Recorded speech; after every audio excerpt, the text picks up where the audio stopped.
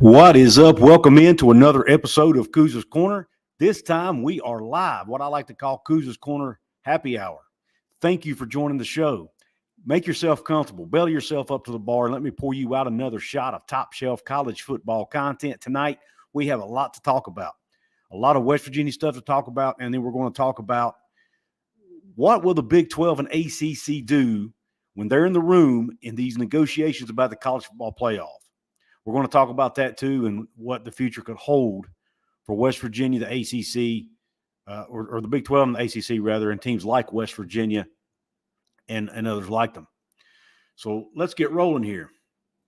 I'm going to have a special guest coming on the show later to join me to talk about the college football playoff stuff and a possible Big 10 SEC breakaway.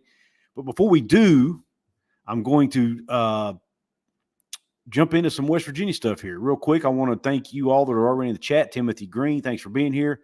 I told you guys I was going to try to start doing more live streams on Monday nights, and I'm here tonight. I didn't do one last week because of the West Virginia basketball game was last Monday.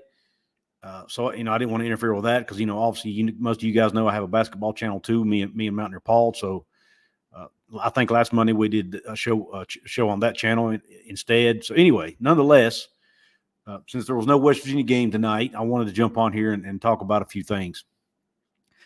Going to start with the West Virginia content, so bear with me if you're not a West Virginia fan.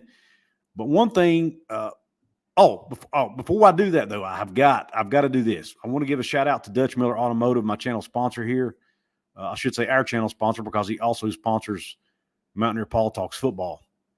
So real quick, I want to do a shout out for my sponsor. Ladies and gentlemen, this episode is brought to you by Dutch Miller Automotive, where friends and family pricing means you get the best deal right up front on any new or pre-loved vehicle in stock every time.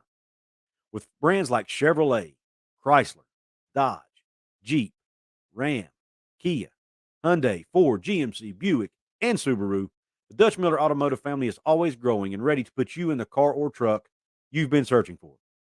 Check out our inventory across West Virginia at DutchMillerAuto.com or come in today to the home of friends and family pricing, only at a Dutch Miller Automotive store near you. Thanks for bearing with me, guys. Again, check out DutchMillerAuto.com for your automotive needs, whether it's service work, whether you're buying a new vehicle. They've got locations throughout the state of West Virginia. They have a few outside the state. So go to DutchMillerAuto.com and see if they have a location near you. And please go check them out. They have been really good to Paul and myself. And again, they help us keep this show going and keep the lights on. Obviously, you guys know how this works. If you want to donate to the show, you do drop me a super chat. Hit the $ near the chat box. It'll highlight your comment. Also, so I'll be sure to see it, be sure to read it, be sure to put it on the screen. And then also, like I mentioned, it is a way to donate to the show and help me out here at Couz's Corner. Now, the first topic I want to touch on is related to West Virginia, and it's about the odds for West Virginia that came out on 24/7 Sports. They put out their Big 12 title odds for the 2024 football season, and man alive, is West Virginia getting overlooked. This is on 24/7 Sports.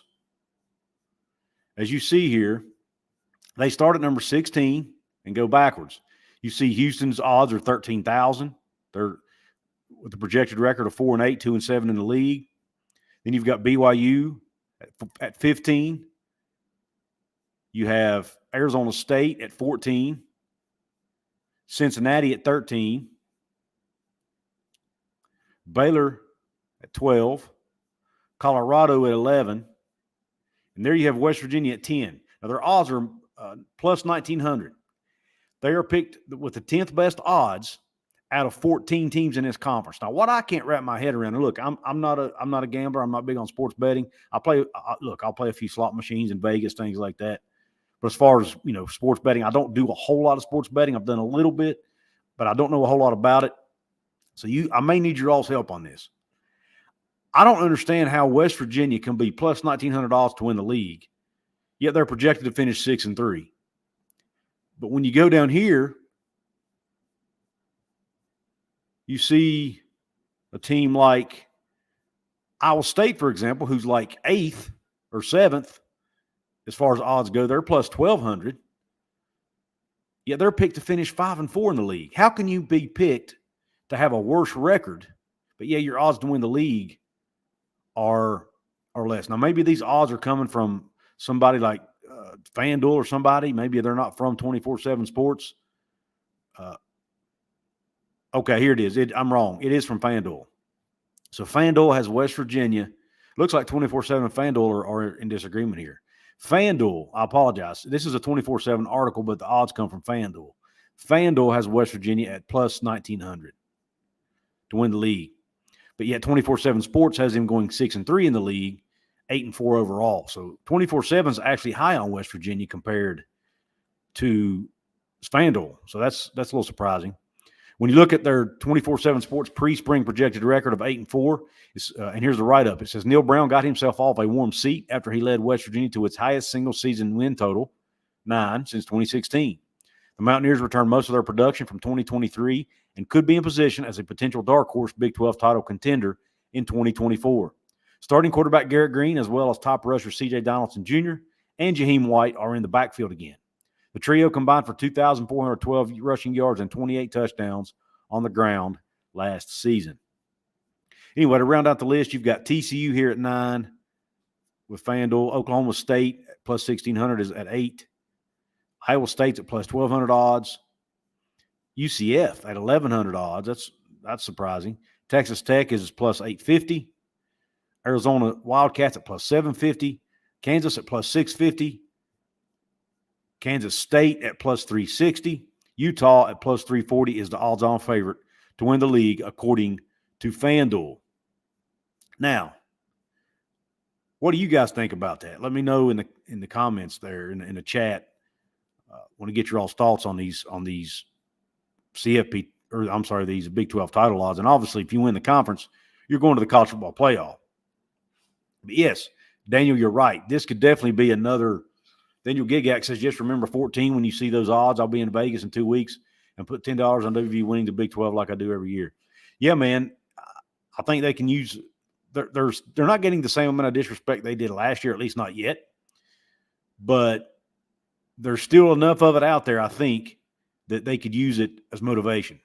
By the way, I see somebody tuning in on X. Take me home. Take on me. Thank you for joining the X platform. I am streaming live on X as well. If you're on X and you like what you hear, like what you see, well, like what you hear, I know you're not going to like this mug. But anyway, if you're on X and you like the content, please go check me out on YouTube at Couz's Corner.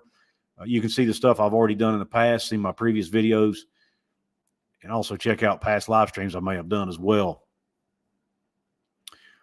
All right, let's yeah, again, Daniels. Yeah, thank you guys for tuning in. Sorry I got sidetracked there. I was reading a comment. I got to remind you guys, too, I've got a partnership with West Virginia Sports Now, Mike Hosty and the guys over there. If you want to join the Holler, which is their insider subscription service, you can use promo code Couz, C-O-U-Z, and you get a 40% discount on a 1-year subscription with the Holler. You get it for $21 for the first year instead of the normal price, which would be $34.99. But you can only do that with promo code Couz, C-O-U-Z, if you want to be an insider and get access to behind-the-scenes content at the Holler over at WV Sports Now. All right. And I want to thank those guys for partnering with me here on the channel. All right. Next topic is something I did not expect to see today, and I don't have a lot of details on this. And I'm not sure a lot's come out yet, honestly. But it appears that West Virginia and Neal Brown may be discussing a potential contract extension. When you look at the article I'm going to bring, now this was originally brought up on the Sportsline radio show or Sportsline podcast, which comes on nightly, where they cover West Virginia sports and really sports across the state of West Virginia.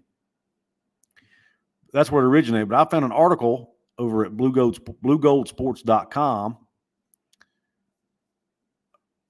Let me find it here for you. I got so many pages open on my computer, man. I'm struggling to find the stuff I need. There we go. No, that's not it either. Well, I guess I closed it out. Here we go. There we go. Now, let me just do it this way. Sorry for the technical difficulties, guys. I'm struggling tonight. Ain't gonna lie. Let's see. Window. All right, let's just do it this way. All right, here we go. BlueGoldSports.com. WV Sports Line talks Neal Brown contract renegotiations. Details of a new contract may be announced in the coming week for West Virginia head coach Neal Brown. Metro News' Travis Jones and Greg Hunter revealed on Sunday's episode of the Sports Line podcast. Numbers and specifications in the contract remain unknown, but renegotiations are underway, according to a Metro News source or Metro News sources. Talks of a new contract for Brown quickly rose after WVU's 9-4 season that included a Duke's Mayo Bowl victory over the North Carolina Tar Heels. Brown's current contract is set to end after the 2026 season, where he will have earned $12.6 million across the final 3 years. In comparison, the Kansas Jayhawks, who also went 9-4, recently signed coach Lance Leipold to a 6-year contract worth over $40 million, giving him over $2 million more than Brown on average per season. On the podcast, Jones and Hunter discussed the importance of raising salaries of assistant coaches across WV's major sports, which I wholeheartedly agree with, by the way. And as you'll see here, as I get further along in the article, they have one of the lowest paid assistant coaching staffs in the conference. WV football's assistant pool brings in roughly $3.81 million total per season, which ranked 13th among the Big 12's 14 institutions this season. The crew emphasized that this is an issue particularly important, according to WVU Athletic Director Ren Baker. The number of positions we have were very competitive in that regard, but the overall budget for those, that's an area where we have to spend some time and look at that, Baker said. It is safe to say that any contract negotiations for Brown will involve greater salaries or promises for the entire coaching staff. Such an improvement for the football staff would be an important step forward for West Virginia's several other programs seeing newfound success. So who saw Neal Brown getting a contract extension after one winning season on your bingo card? Because I didn't. I have I kind of have mixed feelings on this. I'm happy for what Brown did, but I think it might be a little premature to be talking contract extension already. Unless the extension also involves a lower buyout. If you take away his guaranteed money, you extend his contract out a couple years, maybe give him a pay raise even, but you fix it to where his contract isn't guaranteed. Now, I'd be okay with that. That way, if West Virginia does get rid of him for whatever reason, for lack of, say they digress next year, or regress, I should say. Say they regress next year, maybe the year after, go back to winning 5-6 games a year, and they decide to move on. If you can lower that buyout, then West Virginia's not on the hook for as much money. I think that would be important for the program, and at the same time, maybe keep Neal happy by giving him a little bit more money, maybe a little bit longer contract. Maybe there's a way you can keep both parties happy there. Something to think about. Now, as far as the assistant coaches, I absolutely 100% agree with that. West Virginia, again, 13th out of 14 teams in salary. They've got to do better there. If you want to not only attract high-level assistant coaches when you have spots come open, but if you want to retain your coaching staff year in, year out and have a lot of continuity, which I think is important if you can keep it, if you want to have that, you have got to pay your assistant coaches. No way around it. It's got to be done. And so I'm hoping there's some language maybe in the extension with Neal that gives him more money for his assistant pool or something like that, because that can be part of the coach's contract. And maybe that's a bigger part of the contract than his own salary, So again, I haven't had a chance to listen to the Sportsline episode yet to know the exact context, if they put all of it in the article or not. I'm hoping I can go back and do that later. But what do you guys think about that? I want to see what you guys are saying in the chat. And by the way, yes, that Kansas contract. But here, I don't think comparing him to Lance Leipold, whatever his name is, I don't think comparing him to Lance is really the best strategy. And here's why. Kansas was an absolute dumpster fire when he took over. Worst program in college football, arguably. Yet, he turned around and has had 2 back-to-back winning. Well, he went 6-7 last year, which was good for Kansas' standards, and made a bowl game, and then had a 9-win season this year. Lance Leipold earned that salary, in my opinion. Not sure Neal Brown has yet. I think he needs to prove himself one more year. before they start talking about a raise or anything like that. Again, I'm perfectly fine if they want to tie it into maybe a reduced buyout or a non-guaranteed contract and some better pay for assistant coaches. But if you're not tying it to that, I don't think it's a good move. Just my opinion. I think you need to wait one more year. I know the argument about going into a recruiting season as a lame duck coach. You want to make sure you can tell those parents and those future student athletes that you're going to be there a while. But, man, I'm just not sure that's the answer. I really don't. Yep, got to make sure. And Chris Mitchell says they got to make sure they can keep Fabianich around. That's absolutely 100% accurate, Chris. Yes, well, he hasn't got it yet. From what the report I read, the eye patch, they're in discussions about it. Kelly McCourt wants to know who will WV be for the 10th win, and Timothy says Kansas. If that means Nico stays, then let's go, Silas says. Timothy says 9-3, 10-2. Kelly thinks 9-3. Timothy says, I think this is great news. It also makes the program stable, and the players will stick around for that. Absolutely.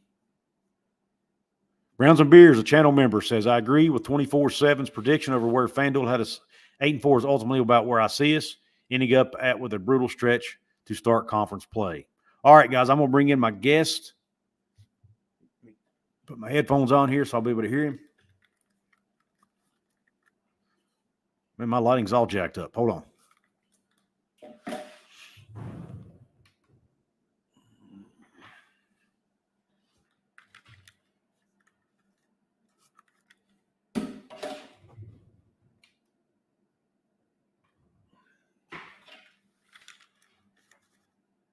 Oh, well, it's all good.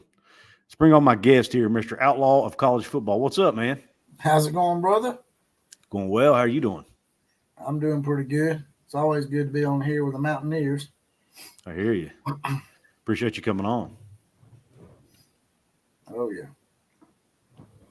My light's all jacked up, man, or something. I got a green,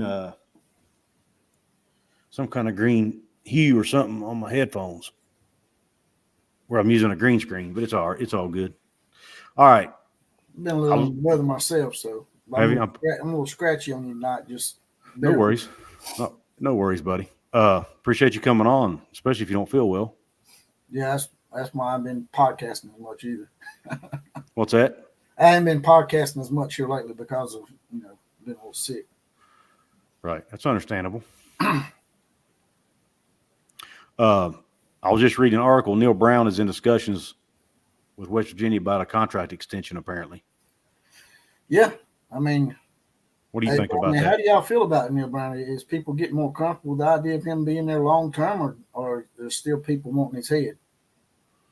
I don't think it's – I think it's kind of in the middle. I don't think it's long term yet. I think people are still – they want him to do it again. They don't – one season's not a trend, Well, in these times and days, you better – I guess you better sign whoever you can sign up, because it seems like head coaches are becoming coordinators now instead of being head coaches. They don't want the strife and the turmoil that comes with this crappy NIL and Wild West scenarios that you have in college football now with the transfer portal, man. They're going to have to do something, man. This can't keep on. Agreed.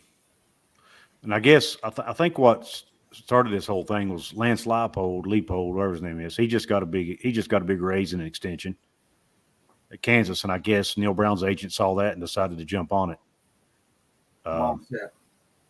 Because they finished with the same record. Oh, okay, yeah. But I mean, to me, it's not a good comparison, because Lance Leipold turned a program around that was an absolute dumpster fire, turned them into a two straight bowl seasons and a 9-4 record. Yeah, sort of similar to what Bill Snyder did at Kansas State back in the 90s. Correct. Neal Brown took over a program. Yeah, that he took over a program that wasn't in a great spot roster wise, but it's not like the program was, was winning 1-2 games a year. They were winning 7-8 games a year. Neal Brown came in right after all the expansion, didn't he? No, he came in before the expansion. in 19. How long have you been a coach there when the expansion took place? About a year? 2. You mean, well, when it what expansion are you referring to? I mean, the one where, all this stuff that's been going on with West Virginia, Yeah. the Big 12. When was that? Oh, West Virginia went to Big 12 in like 2012 or 2013, something like that. 2012. Right. And he's been there since 2019. So, yeah, he was that way after that. But Dana Holgerson left. The 2018 team that Dana Holgerson was here for, there were a lot of seniors on that team, a lot of older players, Will Greer, David Seals, some really good players. And he left with the roster, a really, really young roster.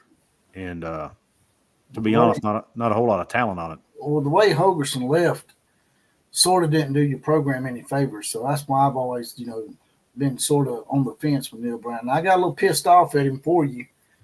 Not last year, but the year before last year when they lost to Texas Tech by 38 points or something, man. It just yeah. I didn't understand that at all. I hear you. Killer Breeze is in the house. He says, "Are we happy about Neal's extension?" I don't know. I wouldn't say happy about it, Killer Breeze. I think a lot of it depends on what's included in it. If right now he has a guaranteed contract, if they could get that out and make his contract not guaranteed and maybe lower the bow a little bit in exchange for a raise or maybe some more years, I'd be great with it. But the guaranteed contract is what I'm not a huge fan of, to be honest. And if he gets more money for his assistant coaches, which was another part of that article I read a minute ago, West Virginia has the 13th. We're next to last in assistant coaching salaries in the Big 12. That has to change. You ever notice when these coaches get these long, exaggerated contracts with no end in sight for them, and it's all about the coach? They have all the leverage. You ever notice it seems like they get a little lazy? Sort of like Jimbo Fisher. He had that big contract, and he just got lazy, man. I mean, if you fire him, so what? He's going to have all this money already, Yeah. Well, I'm not a big fan of those long, drawn-out, big-time contracts either. Yeah. Yeah, I'm not either, but it's kind of become that now. I mean, if you look, a lot of coaches now have guaranteed contracts. It's kind of become the norm, and I don't understand why. I mean, now at a school like West Virginia, if you got a coach who's being sought after by a lot of big time schools, I kind of understand it. But they gave that to Neal Brown after a 1-6-4 year, the COVID year. I mean, he really, to me, hadn't earned it yet, but that's where we are. I just hate it for West Virginia, man, because I feel like, as supportive as your fan base is, and the fact that y'all are the 15th all-time winner in this program in college football, that y'all deserve a spot at the big boy table in the future if they end up going to 40 or 48 teams, man. I'm worried that they're going to use West Virginia's media size against them, and I think I know it's the way it is now, but, man, it just sucks. Yeah. Yep, totally understand, brother. And agree. The other thing I was talking about is, I mean, this is something you can chime in on because it's really related to the whole Big 12. And I know you cover all of college. By the way, before I forget, let my listeners know where they can find you and your channel and your work. I'm Outlaw of College Football on YouTube. I can also be reached on Twitter at OCF Productions if you want to hit me up on there. If anybody wants to be on the guest on the show, you can, because we're the home of the Common Joe and the Common Sal in the know, even more so than all those media talking heads. We also got a store now, by the way, Couz. And awesome. I want to introduce your listeners to the term Skittle Shitter. Do they know about the Skittle Shitters? I don't think so. That's the USC Trojans and Lincoln Riley and all their diaper-wetting Odysseys out there. We got a Skittle Shitter shirt just for them if y'all want to check my store out as well. So now y'all know what a Skittle Shitter is. Yeah, I would say it's pretty self-explanatory, isn't it? Oh, yeah, it's pretty self-explanatory. I'll let y'all read into exactly what it means when in regards to the state of California. Yeah, pretty easy, in my opinion, to figure that one out. One of my channel members, Browns and Beers, leaves a comment. He says, Neal rode those Auburn rumors all the way to the bank in 2020. Considering they landed on Brian Harsin, I guess I could see that. Yeah. And I think South Carolina came up too before they landed Beamer. I think Neal Brown was rumored for that job too. Not sure how legit it was, or if if it was just his agent trying to use it as leverage, who knows? Auburn can't get out of their own way, man. Auburn could be like LSU in a way and have won 2 or 3 national titles by now if they could just keep their rogue boosters out of the mix. They got some crazy boosters down there, man. They're a lot worse than anything you've ever seen, man. I ain't saying that because they're my rival, but they look how many coaches they went through. You know, I mean, Tommy Tuberville had beaten Alabama 5 or 6 years in a row and they run him off against Gene Chizik. He wins the national title. They run him off, and now you got what you got now. Brian Harsin only stayed here a year, and Gus Malzahn, not Gus Malzahn, but Hugh Freeze. Alabama loses Nick Saban, and what does Auburn do? They go out and fire a bunch of their assistants. So they can never capitalize on Alabama's downtime, it seems. Right. Yeah, I've never understood Auburn. I mean, they don't. I think it's their boosters are just. I think their boosters are unrealistic for one, and they just. I don't know. It seems like they want to win a national title every year, or they're not happy. You know, just doesn't make sense to me. They're right up there with Texas, I would think. Yeah, I think they're worse. I mean, Texas has given Steve Sarkisian a pretty good leash, I thought. Yeah, exactly. Auburn, you're right. Auburn is worse. And I think that they gave Tom Herman a pretty decent one. The reason what got Tom Herman fired was he couldn't get along with people, is what I heard. He and the boosters kind of butted heads over some political stuff, and I don't think it worked. I think that led to some hard feelings, maybe. I don't know. But that's my understanding anyway. I stick to leave the politics out of it. People get mad at me for bringing politics into my show sometimes, but I only talk about it when people throw it into the sports. Yeah. And then when I address it, then they claim I'm dragging it in. When actually, in all actuality, I'm just addressing it. Right. Yeah, that's fair. I mean, if there's a political story that's sports related, and you cover that team or that sport, you know, you kind of feel obligated to talk about it, right? That's right. Joey Augustine says Ohio State is America's team. Ohio State. Whatever you say. Yeah, I think somebody put that in the chat room. Ohio stink. Let's get it right. Yeah, Killer Breeze said it right there. Ohio stink in the house. The Ohio stink. Remember when they tried to patent the word "the"? They did. Idiots, man. They did patent it. It's my understanding it's not the word "the." It's nobody else can use the word "the" in their name. Like that's crazy as hell. You know, you can't say the West Virginia Mountaineers or the Alabama Crimson Tide or whatever. I can't believe they would let them get away with that. At least that's the way I understood it. I could be wrong if somebody else. Well, heck, who's the Buckeye fan, Joey? Let us know in the chat, man. What does that patent of the word "the" actually entail? I don't think you can patent a word that everybody uses, but the.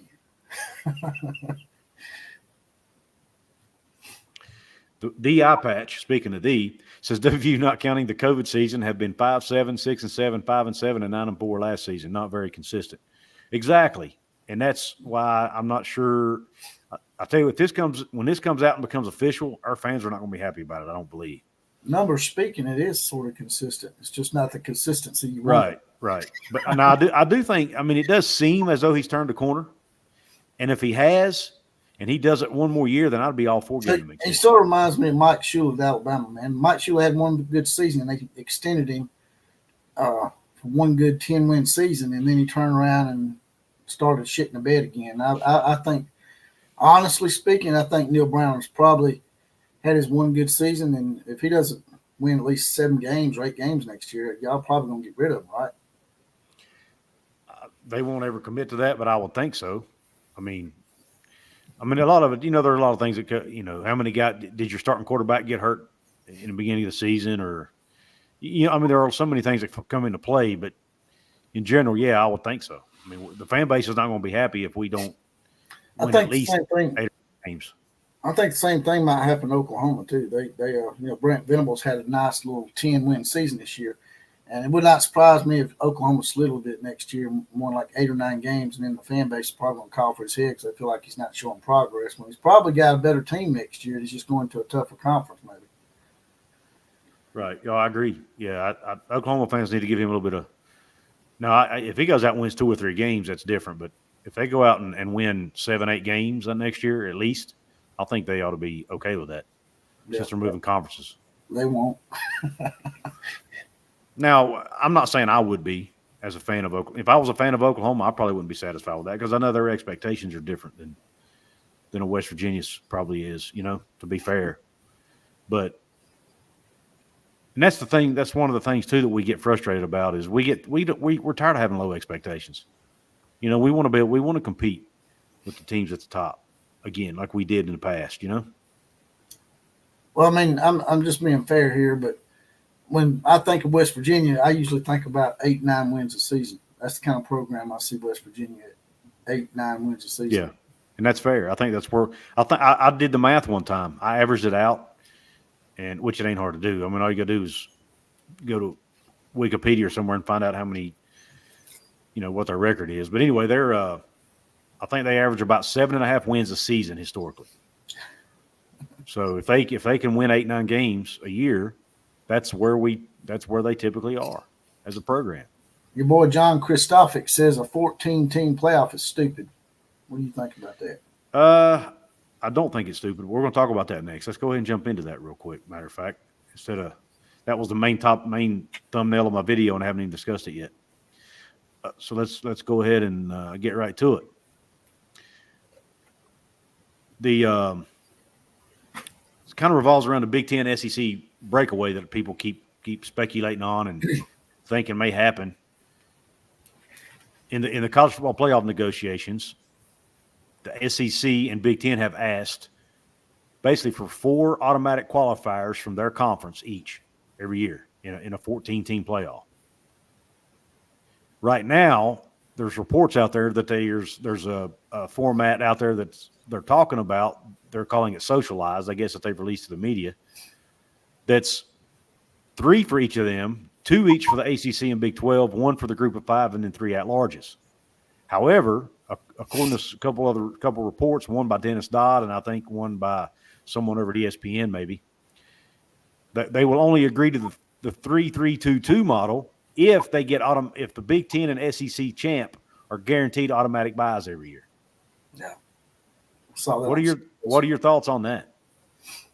Well, I'm an SEC guy, but right. I don't know, man. It seems like they're strong arming everybody to me. It seems like they're being a little bit of a bully. But I mean, who's going to stop them, right? I mean, that's the helpless feeling I get for everybody else. I really, feel for the rest of the country as far as college football goes. Outside the Big Ten and the SEC, you got to feel a little bit bullied, in my opinion. It just to me, it sort of sucks. But I think the 3-3-2-2 model will be good, but they shouldn't expect to get an automatic bye. And that's what they're asking for. They want an automatic bye for both their conferences. And your conference is down one year, and the Big Ten and the SEC will be down one year, whether they want to admit it or not. What if your conference champion is 9-3, man? They don't deserve a bye being 9-3. Yeah. That's the whole thing about it. I mean, what if you win? Let's say Kansas State wins I'm just throwing Kansas State out as an example. Let's say Kansas State wins the Big 12 and they're 11-1.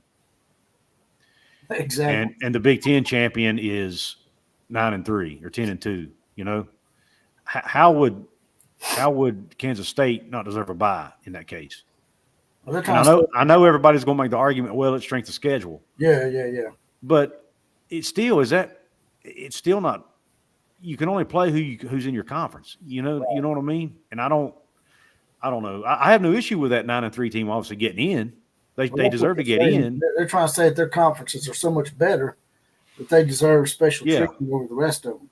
And on the surface, that might sound like, okay, yeah, they are, because they've gotten more teams in the playoff. They've won more national championships. And that's true if you look past the last, 20 years, 15, 20 years. I mean, the Big Ten had Michigan this just finally break through this year. Up until Michigan, they'd only had one team win it. Right. The ACC had just as many teams win it as the Big Ten. So why does the Big Ten get preferential treatment over someone like the ACC? Yeah. I mean, they had Clemson and Florida State win it numerous times. And like a guest on 365 Sports said the other day, Sam Kahn, I believe it was, he said, he made a great point. He said, this is a cyclical. If you go back 15, 16 years, however long ago it was, The Big 12 was the best conference in America. Now, they had Texas and Oklahoma. I get that. But back then, Kansas State was good for a few years back then. Mm-hmm. Missouri was in the conference. They were good. You had a lot of good teams in that league. They were considered by many to be the best conference in the country. So there's no guarantee that the SEC and Big Ten are going to remain the best conferences every year. Somebody's got to lose too. I mean, all these teams that's football powers join a football power conference. Somebody's going to take a step back, just like Arkansas did. Arkansas used to be a power in the Southwest Conference before they come over to the SEC, and they've never won an SEC title. And I guess they've been here, 25, 30 years now?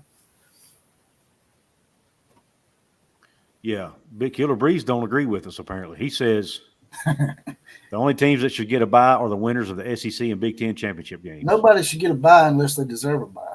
That's my opinion. I don't care what conference you're in. Now, if you're in the Liberty's conference and you're 12-0 and it's obvious, then that's fine. But the ACC, like I said, has won 2 national championships with 2 different teams, and even with Miami back in the day. So to say that the Big Ten and the SEC automatically deserve a bye for eternity and beyond, it's just like you said, like Couz said, it's like a cycle, man. I mean, sooner or later they're going to take a step back, and they're not going to be as good, and they won't deserve a bye just because of the conference label. I mean, like I said, if it was the Conference USA or something, I could understand you saying that. But ACC and the Big 12 both produced national champions before, so I just think it's bullshit. I like this comment right here. The Big Ten fooling the world into thinking they are SEC equals is the greatest propaganda campaign of all time. Yeah, that's true. Now, the SEC may, and I'm not saying it because I'm an SEC guy, they may deserve a bye. But the Big Ten, like I said, they're not no better than the ACC. Not to me, or the Big 12. They've had 2 teams that have held the banner for them. They try to say the SEC's top heavy. We've had 6 different teams win the national championship. 6 since the advent of the BCS in 1998. ACC's had 2. Yeah. Big Ten's had 2. No, well, 3 if you count USC, I guess. Well, USC. Well, actually, if you count Texas, it's 7. 8. Yeah, it'd be 8. They weren't in the SEC then. I know, but I'm counting. I'm talking about who's in the conference going forward. But going forward, you're right. Yeah. Well, I think if you're looking at expanded playoff, you kind of have to, because that's what the conference makeup is going to be then, at least in my opinion. Well, I think that's why the Big Ten and the SEC want to go to an expanded one, so they can get their way and have more teams in. Yeah. Browns and Beers, channel member here, he says, if a Big Ten champ manages to avoid Ohio State in their conference schedule, I think they could have a very mediocre schedule. I'll give the SEC its flowers, but the Big Ten hasn't done nearly as much. Totally agree, Browns and Beers. I was arguing with a guy that was talking crap about the Big 12 the other day, saying that the Big 12 didn't deserve a spot at all. What? Because they hadn't done anything in the playoffs. I said, TCU literally just beat Michigan a year before last. He said, they beat the champion. And then he said, yeah, but then they got beat by the worst loss in history. He said they're the worst playoff team in history. I said, that ain't even possible. It's not because possible. They beat somebody. How are they the worst playoff team in history when they won a game in the playoffs? If you're 1-1 in the playoffs, that's a lot better than a lot of teams. I mean just take Oklahoma, for example. They're 0-3? Michigan's automatically worse than them that year, because they beat them, right? Georgia was just on another level that year. And they happened to play, in my opinion, one of the best college football game performances I've ever seen. They were almost flawless in that game. Oregon's I don't think anybody was going to beat Georgia that night, to be honest with you. That's how good they were playing. Right. But if they win a game against what ended up being your national champion, Michigan, I don't see how they could be the worst team. I think that guy was just being a troll, but yeah, he was like, Big 12 don't deserve any. Then he was talking about how great the ACC was. I'm like, are you kidding? But anyway. Or no, I think it was the Big 10 he was talking about, actually. But yeah, anyway. Current Big 12 members have 2 playoff appearances in 10 years. Not good. I never said it was good. What's that? Razor Bulk says current Big 12 members have 2 overall playoff appearances in 10 years. So? Yeah, that's current, though. The SEC hasn't really – they haven't even had Texas and Oklahoma play an SEC game yet. But before that, they had representation. They had Texas, Oklahoma, and TCU have all made it to the playoffs or the BCS title game. Cincinnati's been there. If you want to count Cincinnati as part of the league, they made it 2 years ago, and they didn't get beat any worse than the other teams that have played in the college football playoff. Notre Dame got absolutely destroyed one year in the college football playoff by Alabama, I believe it was. Notre Dame got destroyed twice by Alabama. Yeah. One time in the BCS title game was 42-14, and the next time it was 31-14. So it wasn't much better. No, the eye patch. It's not. I don't think it's who you're thinking about. Eye patch. I think you're talking about Tar Heel. It's not him. Tar Heel only chimes in usually when it's conference realignment related. Yeah, and when it's the Tar Heel guy that's on my channel, he's always trying to throw some academia bullshit. And I'm just like, look, man. Yeah, he and I are not expanding based on academics. They can lie and say they are and say, oh, we got to have AAU status. That's a bunch of horse shit, man. Yeah, he comments a lot on my stuff, and we debate a lot. But I'll be honest with you, almost every video he comments on, I get a lot of views because he comments on he comments and then he'll comment on everybody else's comments. And I'll have these 25, 30 comment long threads under that video, and that video takes off like a rocket. So Tar Heel, I like you, my man. Keep coming in my comment section. If Tar Heel takes time to comment on your video, you know it's obviously getting to some viewership. Yeah, I mean he's thoughtful in his comments. He's not. Yeah, I don't agree with him on the academic. Right. It might be a different Tar Heel guy, but it seems like the same guy. Well, there's another one who created an account similar to his. He called Tar Heel with a different number at the end. Right. That goes in and trolls the other Tar Heel. Okay. Well, this one he's always I'll make a comment about academics or people trying to act like academics are important now is naive to me. It's not genuine. And I want academics to be important. I guess they think I'm saying that academics shouldn't be important. That's not what I'm saying. I'm saying that for them to say that academics play a part in these conference realignments is just not truthful to me. Yeah. DEM Gaming says academics is only used as an excuse to not accept a school. If you can bring enough money, they'll overlook academics real quick. Exactly. But back to that college football playoff thing and that breakaway. Dennis Dodd wrote an article about it. And in his article, he talked about how the SEC and Big Ten have actually basically laid down the threat that they will basically pull away from the NCAA altogether. Yeah, I saw that. And that is being discussed as an option. So my thinking is, if I'm the Big 12 and the ACC, and the SEC and Big Ten threaten to pull away, not only from the NCAA but from us too, and the only thing that'll keep them from doing that is giving them what they asked for, which is either three automatic qualifiers and a bye, or 4 automatic qualifiers, and plus all the revenue, and plus more revenue, and plus more governance authority and all that stuff. I think, and maybe I'm naive here, maybe I'm stupid, but I think if I'm the Big 12 and ACC, I tell them to kick rocks. What do you think? You think that would be a mistake? It's a risky proposition. I mean, it could go either way. You know, they've joined in forces and formed their own league, and you know, may relegate y'all down to a version of the Division I AA that we used to have. That's the only thing I worry about. But the thing is, y'all would have better football, and y'all might be able to form your own league as well. I don't know. My question in all this is, what's going to happen to the NCAA basketball tournament if they do that? Right. You get 68 teams in now. If you go down to 40 or 48, you can't even fill up the NCAA bracket. So I guess they might do like they do now, because, you know, like Missouri, for example, their wrestling team is still part of the Big 12 because SEC don't have wrestling. So maybe that would still be something they would do. I don't know what they would do with the NCAA basketball tournament. And that's sort of like a part of Americana. You know, that's something that's like the Super Bowl and WrestleMania and all that stuff that people like to watch.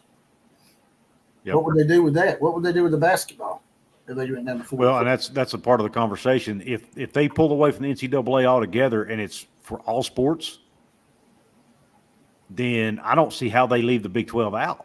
I mean, the Big 12, a lot of people say that the Big 12 is the best basketball conference in the country. Now, I know that's debatable, but you can't argue that they're – I mean, Houston's the number one team in the country right now. We've got Kansas, who's a blue blood. Yep. Baylor's been really good the last 5, 6, 7 years. They've won a national title recently. That's Texas right. Tech's been good. Iowa State's good now. I mean, West Virginia, you take out this year, West Virginia's had a good basketball program for the last 20 years. Y'all made a few Elite Eight appearances, right? Yeah, Y'all made the Final Four before too, right? In 2010, they made it under it was Huggins' third year, I believe. Yeah. And then they made a couple of Elite Eights under Beeline. They made an Elite Eight under Huggins. Several Sweet 16s. I mean, Kansas State's been pretty decent in basketball. I mean, Big 12's a really good basketball conference. And now we're getting there. Now we're getting Arizona in the conference, so it's going to get even better. That's what I'm saying. That might be y'all saving grace basketball. They might say, "Look, we'll just take most of the Big 12 and have maybe a 64 team league, of some sort, or 66 teams, and maybe take 2 spots away from the basketball tournament." I don't know how they're going to do that, though, man. It's just basketball is a lot different animal. I don't know how they do it unless they had different governing bodies like the NFL and the NBA do. Yeah, Razorbuck says they will just leave the NCAA in football and all other sports would stay. And that's a very good – that's what I think would happen if that happens. I don't think they'll pull away in all sports. But if I'm the other conferences or the if I'm the NCAA, do you let them stay in the NCAA in basketball? Or do you tell them, look, you leave? Exactly. But can the NCAA afford to do that, though? I mean, you'd be losing teams like Kentucky. You'd be losing – Alabama's good in basketball now. Auburn, you'd be losing. I'm just trying to think of some teams out there. Purdue, a really good basketball school. Indiana, Michigan, Ohio State. You'd be losing a lot of blue blood programs in basketball as well that have had good teams over the years. I'm not sure how you justify that either. So it's going to be interesting to see how it all plays out. But there's a part of me that wants the ACC and Big 12 just do their own thing and tell the other two to kick rocks. Now, my buddy Mountaineer Paul tells me he'd quit watching if they do that. I said, why would you quit watching? I said, think about this, Paul. Who do we play every year in conference? Big 12 teams. We play 9 Big 12 teams a year. 9 a year. I get excited about all 9 of those games. I'm not going to stop getting excited about the games just because they aren't playing. How often do we play an SEC or a Big 10 team anyway? Right. Once every 10 years? Exactly. I don't see any and I know what people are going to say, yes, but if you do your own thing, you're not the true champion. If West Virginia goes out there and you got a league with the Big 10 or the Big 12 and the ACC, what do you got? 34 teams. If you're the best out of 34 teams, that's pretty freaking good, in my opinion. Don't you think? Right. I mean, that's just like with the Big Ten and the SEC. They could say the same thing. Y'all won't be considered a true champion if we're crowning our own champion. Yeah. People will be debating on who's better. It'd go back to something like the AFC and the NFC back in the 60s where they're like, hey, who's really the world champion in football? So they merged the 2 leagues. If y'all did tell them to kick rocks, it might last just a few years, and they might decide to acquiesce and let y'all come on board or cherry pick the rest of your teams. And West Virginia would more than likely get in, as far as you're concerned. I think they would definitely get in if it's 48. Yeah, I'm actually planning a whole video on that, brother. So I'm not going to spill the beans yet, but which, by the way, I was going to ask you to join me on. We'll talk about that when we get finished. I'm hoping to do that this week. But yeah, I mean, I would have. Would I be disappointed if that happens? If West Virginia got left out, I would. But I wouldn't stop watching them. And I wouldn't see a whole lot of, like I said, yeah, we're playing Penn State this year. We played them last year. But before that, we hadn't played a Big Ten team. I mean, we played Maryland a few years ago, but I'll be honest with you, I don't consider Maryland a Big Ten team. I can't help it. It's just they were in the ACC for so long. I don't look at them as a Big Ten team. It's just I can't wrap my head around that. But anyway. Honestly, your friend Mountaineer Paul is probably in the majority on it, to be honest with you. He probably is. A lot of them fans would probably see it as 1AA, like a lower brand of football. And they would say, you know what, I'm just going to start rooting for a different team. And like West Virginia fans may start rooting for Pittsburgh. Right. I don't know about that now. Well, no, I wouldn't root for Pitt if they played in the freaking NFL. I might start rooting for, I don't know, Penn State or somebody like that. Yeah, somebody. I don't know. West Virginia Mountaineers 1999 says, who's watching on X, by the way. Thank you for those of you tuning in on X as well. He says SEC wants West Virginia. Why wouldn't they 15th? Wouldn't they want the 15th winning the program of all time? Well, I mean, at the end of the day, it all boils down to money. Yeah. And if it was based on tradition and getting rivalries involved, West Virginia be in hands down, especially if they could get Pittsburgh involved. Yep. Hey, it wouldn't surprise me to see the big SEC at some point if they end up expanding larger to go out and grab a couple teams like West Virginia, Virginia Tech, or West Virginia Pitt, something like that, to get that rivalry in the conference, and to get add another state into their footprint. Even though West Virginia is not a large state, but they have a very large contingent of fans throughout the country, especially in the eastern part of the country. I mean, heck, my guy Daniel Gigax, who's in the chat, he lives out in California, and he's a West Virginia fan. The SEC could stay connected geographically, state-wise, by doing that instead of spreading themselves way thin like the Big Ten and these other conferences are doing. They added West Virginia, they're connected to Kentucky. If you add Pittsburgh, they're connected to West Virginia. So you stay geographically connected. Right. The Eye Patch has a good question. He says, I'm not familiar with their views to their market value. What would it bring? I don't know the exact market value. That's above my pay grade. But they're top 20 in the country in merchandise sales every year just about.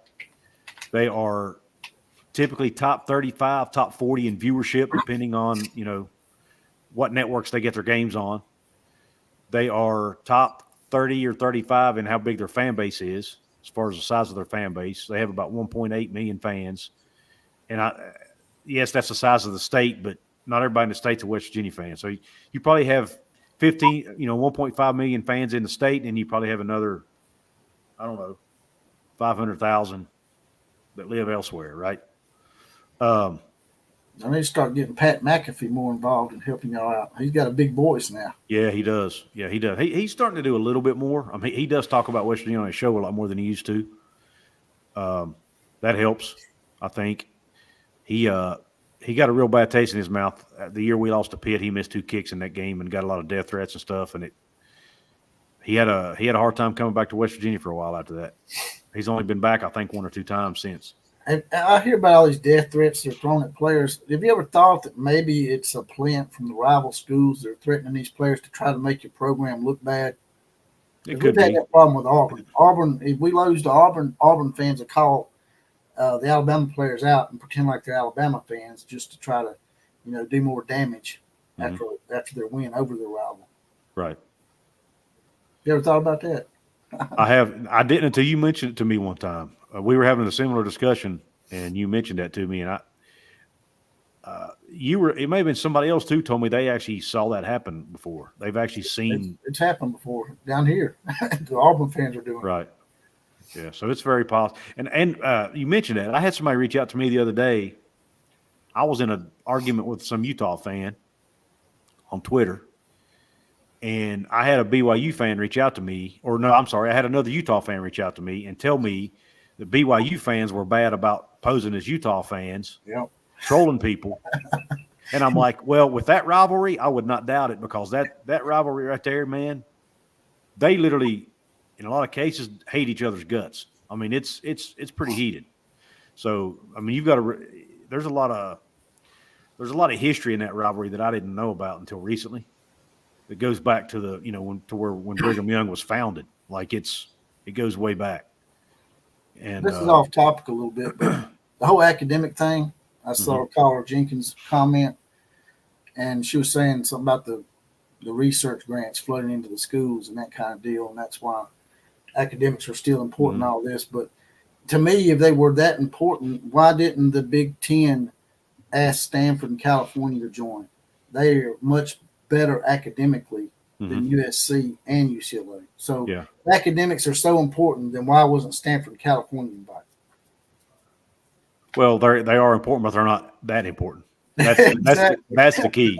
That's what I'm saying. They want teams with both. They want you to have both. They want you to have the brand name and the academics. That's what they want. Well, technically, Stanford's got more national championships overall in every Yeah, sport. but you and I both know they don't care about anything else. Just playing devil's advocate with you.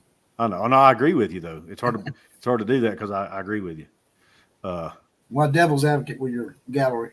I got you. WVU seems more like an SEC school. Agreed. And Carla is representing West Virginia in the state of Ohio. We thank you, Carla. We need all the representation we can get up there. I got my buddy Mountaineer Paul up there too, representing us. Somebody else had a comment I was going to talk about regarding West Virginia. Where's Carla's an Ohio Stank fan. It says right here. I'm in Ohio and I rep Ohio State.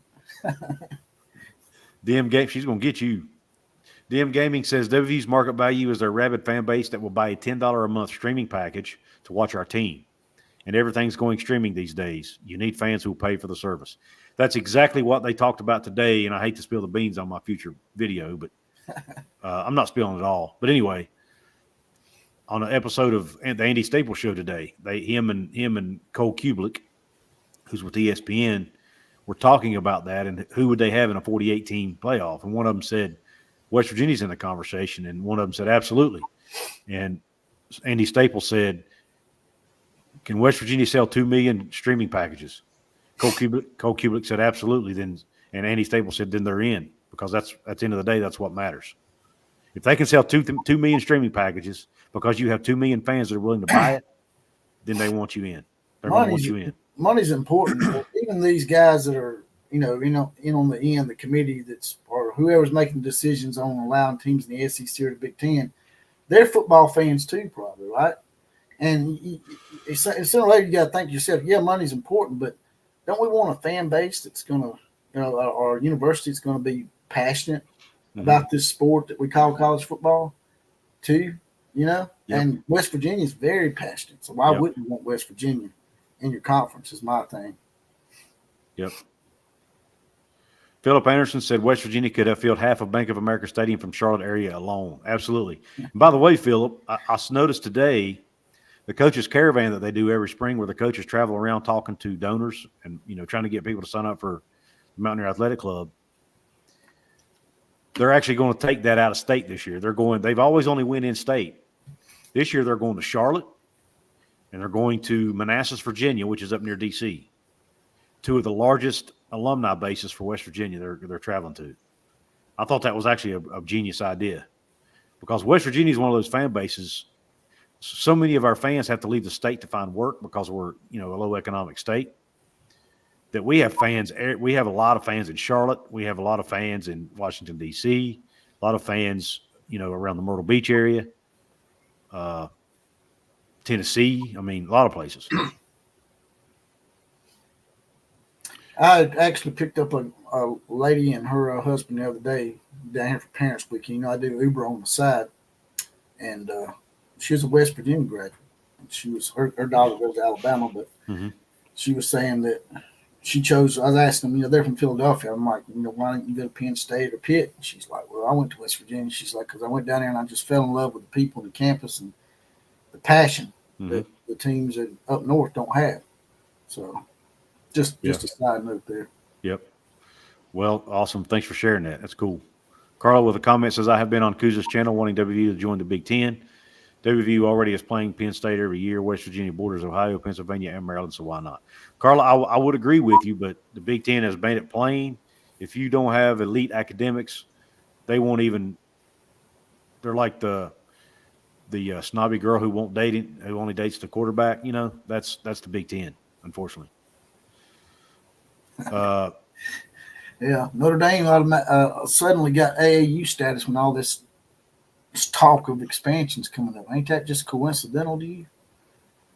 What's that now? Can you repeat that again? I was reading a comment. Isn't it coincidental that Notre Dame suddenly gets AAU status and they're not even a research institution? I know I beat this dead horse for a while, but they suddenly get this AAU status when all this expansion talk and the playoff expansion is coming about. Notre Dame just signs off on a deal that basically can keep them from getting a top 4 seed because they're not in the conference.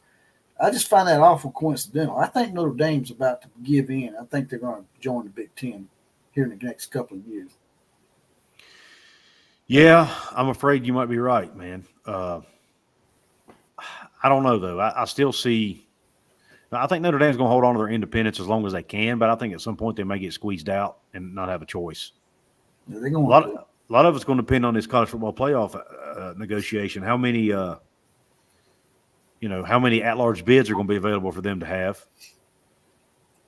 If they don't have an easy way to get into playoff or a way that they feel like they can get in, then they might end up joining at some point.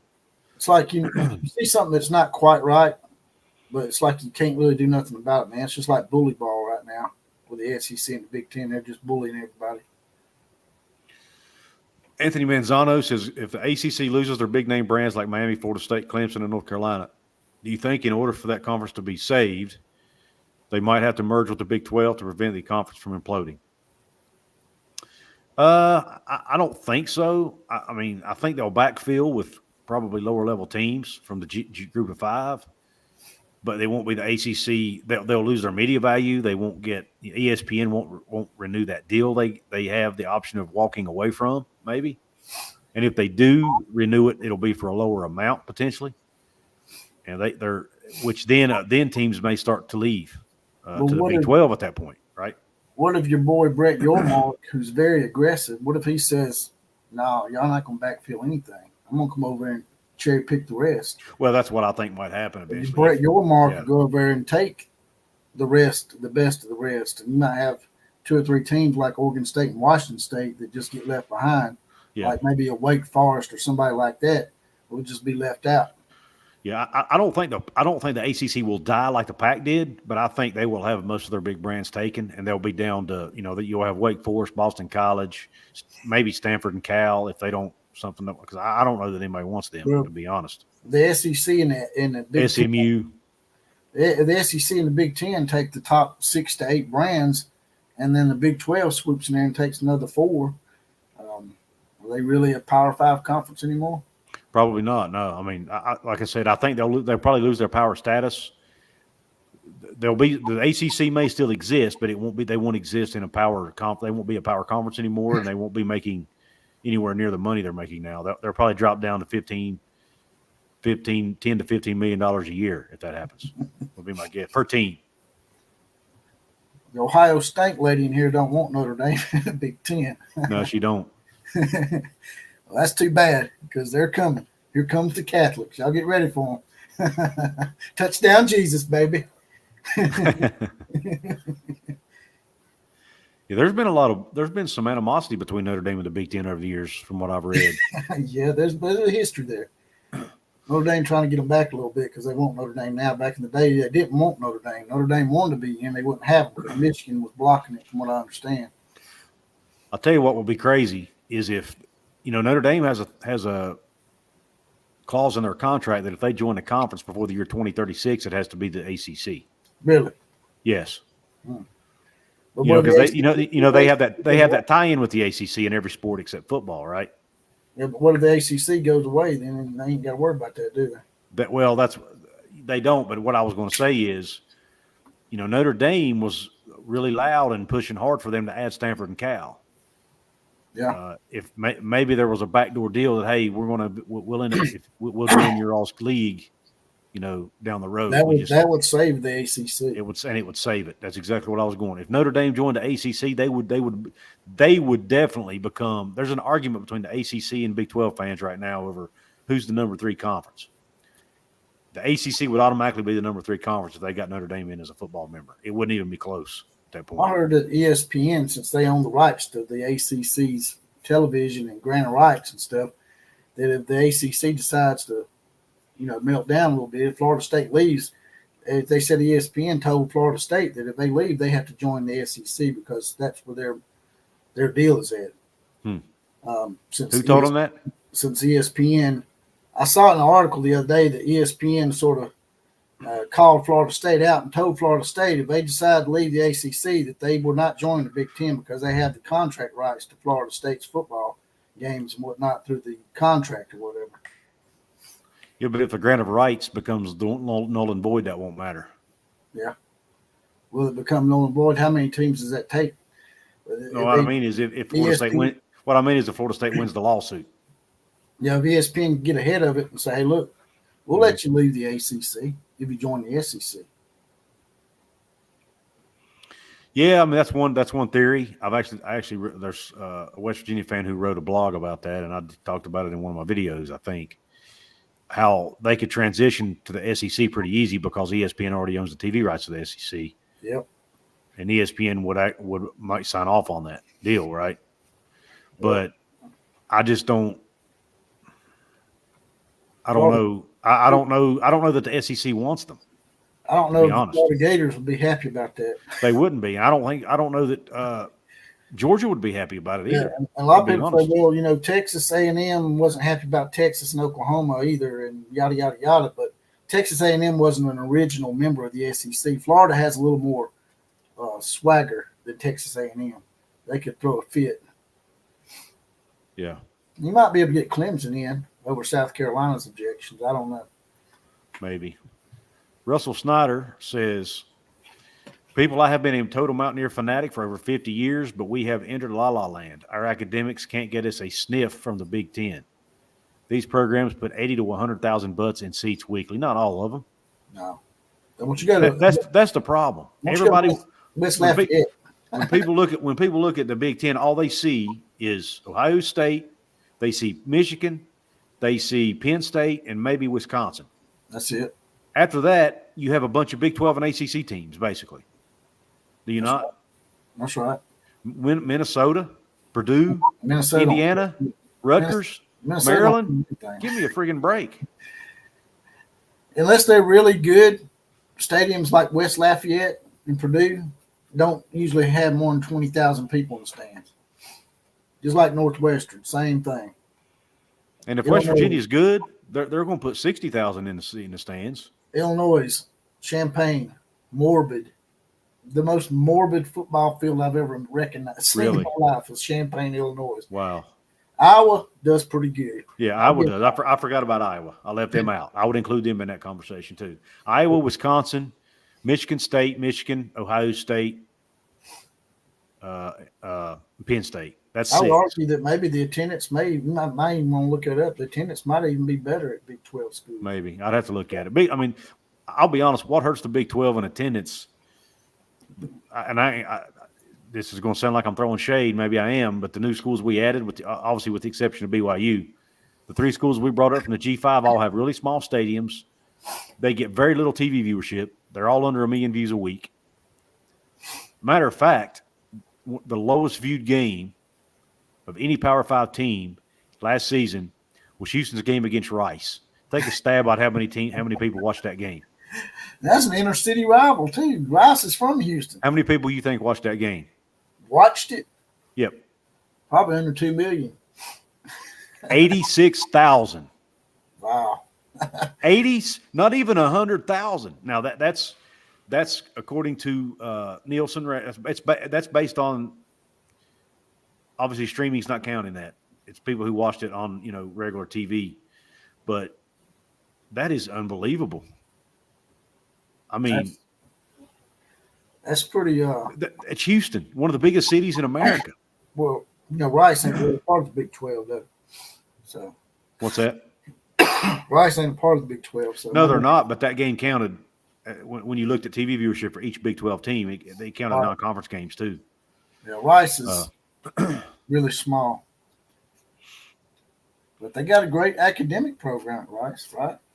Oh yeah. You're supposed to get academics first, I thought. Why didn't Rice get in over Houston? You're talking about the Big 12, brother. Why isn't Tulane in over LSU? Yeah, exactly. Academics are so much more important. Patrick, I'm actually okay with. I would actually be okay with the 3-3-2-2-1 model, but they shouldn't get on top of that 2 automatic buys, plus more revenue distribution, plus more governance authority. They shouldn't get all that. They need to bring the BCS back and do away with that 13 human committee. The BCS at least seemed like it got it right most of the time, and it wasn't tainted by human emotions. Mm-hmm. The BCS, that is. I mean, they could apply the BCS formula to the playoffs. Why not? And that's one of the reasons they're saying they're wanting to use more automatic qualifiers, just because it takes that out of it. If you do good in your conference, you do good in the regular season, you win your conference championship, you get in, period. Right? Well, the BCS could do that. They could give you the top 4 seeds and be unbiased about not sticking SEC or Big Ten team in there just because they're SEC or Big Ten. I agree, and I think that's the way it should be done. And Exactly. I'm not sure why they still think. I mean, we live in a world where AI exists now. You can make freaking robots. I think you can have a computer calculate some analytics to tell you what team's the best team. Can you not? You can. It's like in commercials, man. They have these commercials on YouTube where you'll see the famous person at first, and they'll cut away from them and use their voice through AI to sell stuff to you on YouTube. Yeah. I mean, just all sorts of crazy stuff. I'm thinking I'm gonna do one of those with Lincoln Riley, basically admitting he's a Skittle shitter, an AI video or something. What do you think? You still with me? Yeah, I'm here. Oh, I lost you for a second. I said I'm gonna create an AI program where I can do a voiceover with Lincoln Riley's voice, so I can get him to admit that he's a Skittle shitter and everybody will believe it. Yeah. By the way, I'm gonna have to jump off soon, but I'm gonna change. This is gonna be totally off topic. Did you happen to watch Sting's last match last night? I did not get a chance to see it. Pretty cool. I actually shed a tear. I ain't gonna lie to you. I actually shed a little bit of a tear. What happened to Sting, man? That WWE sort of screwed him when they brought him in there and made him lose out just because he was the last holdout. I think they tried to punish him and taint his legacy a little bit. They sort of fooled him up. I'm so glad that Vince McMahon is having his day now. Yeah. He's a piece of crap, man. Yeah. Jeff Ruff in the house, one of the most famous West Virginia Twitter personalities, says the SEC needs to plant its flag right on the Mason-Dixon line just north of Morgantown. Amen, brother. Oh, yeah. Tell Pitt, take a hike. The hell with that. SEC. Let's just go ahead and invade the North, man, and take some of them Big Ten states. They're trying to get down in Florida, so hell, let's go take Pennsylvania. Let's get Pitt in here, too. JDK says even AI would be anti-West Virginia. Maybe not. But I watched it, dude. Hey, he went through 2 tables, went through some glass. They set glass up in the ring. He went through some glass. They did the Irish whip to the corner, and he did that where they flip over and hit it with their back. He did that, and that dude's 65. Dude's almost 65 years old. I just wish he could have went out in the WWE. I do too. I just think they screwed him. I think they really screwed him when they brought him in. Well, he got hurt though. He was going to stay longer. Well, I know he ended up lose at WrestleMania to Triple H. I know that pissed me off. That was just stupid. That pissed me off bad. And see, Sting's a nice guy, so he did you hear the reason he came to WWE primarily? No, I didn't. His dream was to wrestle the Undertaker. He thought him and the Undertaker would have been the perfect match. It was his dream match, and that's what he wanted. He said that would have completed his career. And he thought by coming to the WWE, it would get him closer to being able to do that at some point. And of course, they put him in this thing with Seth Rollins, and obviously Triple H, and he ended up losing both matches. That pissed me off, man. When they bought WCW out and Sting didn't come over immediately, they had an extra grind with him. And so when they finally beat him down into coming in, they decided to screw him over. Yeah, Vince McMahon's ego is massive, man. Yeah, well. I'll be honest with you. I think there'll be a better company with him out. Oh, it's already better. I mean, look, they listened to the Cody Crybabies and give us the match that should have been taking place regardless of The Rock, man. They shouldn't have let Rock come here and take his spot to begin with. Now they're trying to play it off like they planned it. They didn't plan this. There was such they didn't plan it. There was such a backlash that it really really pissed Dwayne Johnson off in a way. He said some horrendous things since then. Yeah, but it's all part of the kayfabe, though. You would think it is, but there's some of that you can see as sort of a tinge of what he may be. But that makes it even better because it makes that heel persona more believable, right? Yeah. I love it. But I agree with you. It probably did frustrate him a little bit. His ego is just massive.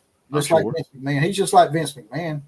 No, I'm not going to put him in that. Well, ego-wise, he might be. Yeah, ego-wise. Ego-wise, yeah. I think Rock's a pretty good dude. I just don't. But again, that you don't know that either. I thought Bill Cosby was too, right? Yeah, I know, right? I think Eddie Murphy had him Eddie Murphy had him pegged from the get-go. I guess. But no, I mean, The Rock seems like a really cool dude, and I like him. I love his clothing line. I wear his tequila's awesome. I love his tequila. I look pretty much everything he does, but he got a little rattled by this podcast called Busted Open with Dave Levecka. Is that how you say his name? It's got Bully Ray on there and Mark Henry. It's called Busted Open. It's a real good podcast. Check it out. I haven't seen that one actually. I've heard about it. I watched a lot of wrestling podcasts, but that one's one I haven't checked out yet. Yeah, Eye Patch, you get me an Outlaw together. We will talk about our wrestling, man. That's right. We're buried. We're the bald, talented guys. That's right. Just can't see me. I got covered up with this big, gaudy black hat. But no, it's but anyways, Sting's last match was pretty cool. And there was a wrestler that was on there last night who made his debut called Will Ospreay. Mm-hmm. He's gonna be a superstar, man. He was awesome. And the guy who tagged with Sting, Darby Allin, did a swanton bomb off a freaking ladder onto a pane of glass, dude. Cut himself wide open. He reminds me of another Jeff Hardy.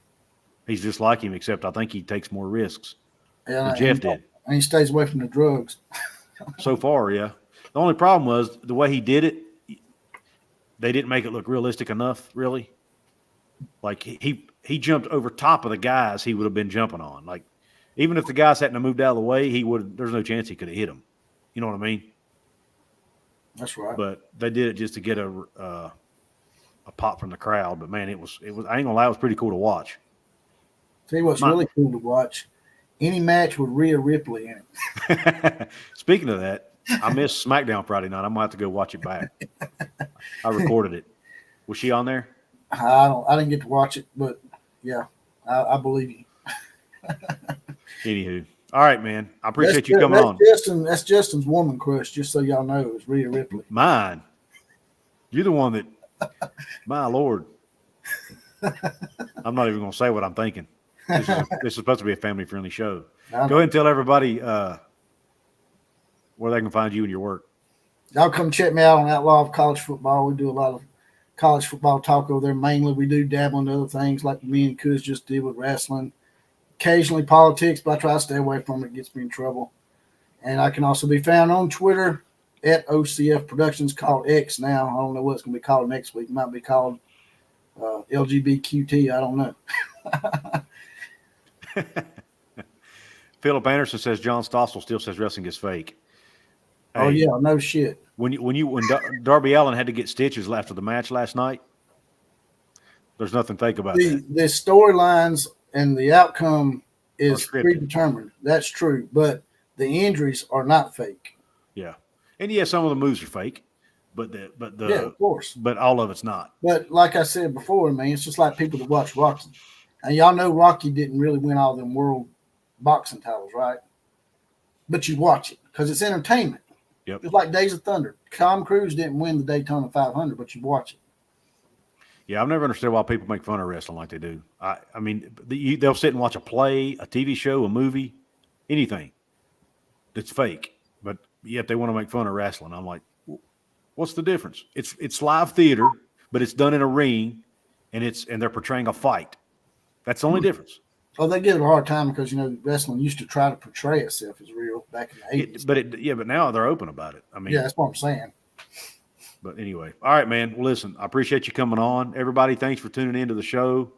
Went a little over tonight, but I was a little bit late, so I made up for it. But I thank you guys for jumping on here. Thanks for your support. Don't forget to like, share, comment, subscribe, whether you're live or whether you're watching this on the playback. It still helps with the algorithms. So do that if you don't mind. Don't forget, if you want to be a channel member, $2.99 a month or $4.99 a month. It's an easy way to donate to my show. It comes right out of your paycheck. It's about 75 cents a week is all it costs you if you want to be a $2.99 level member. And it's a lot easier way to support me than maybe dropping a super chat or donating to PayPal or whatever.